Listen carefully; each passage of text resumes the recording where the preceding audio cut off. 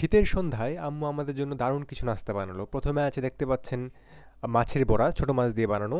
আর এখানে আছে ভাপা পিঠা। দেখতে পাচ্ছেন ভাপা পিঠাগুলো কত সুন্দর হয়েছে। একই সাথে এখানে আছে একটি স্পেশাল সস যা চিকেন গ্রিলের সাথে ইউজ করা হয়। এই সসগুলো কিন্তু বানিয়ে ফ্রিজে রেখে দেওয়া যায় ডিপের মধ্যে।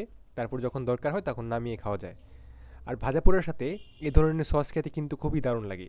আর দেখতে পাচ্ছেন এখানে বেগুন ভাজি আছে, সরি বেগুনের বড়া এটাকে বলা হয়।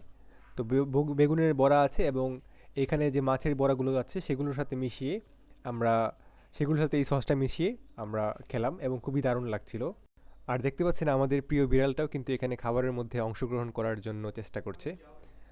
তারপর এখানে দেখতে পাচ্ছেন আম্মু ভাত বসিয়ে দিয়েছে। মেনলি ভাতটা হতে হতেই কিন্তু আমরা খেয়ে ফেলবো এবং শীতের সন্ধ্যায় কিন্তু চা ছাড়া আসলে জমে না। তাই আম্মু চাও বসিয়ে দিয়েছে আর আমার ছোট ভাই কফি পছন্দ করে।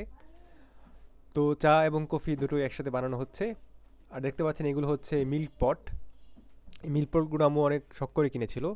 এখানে আরও কিছু বেগুনের বড়া। তো আমরা খাওয়া শুরু করলাম এবং খুবই দারুণ হয়েছিল খেতে। তো শীতের সন্ধ্যায় আপনারা এইভাবে ট্রাই করে দেখতে পারেন, আশা করি খুবই দারুণ লাগবে।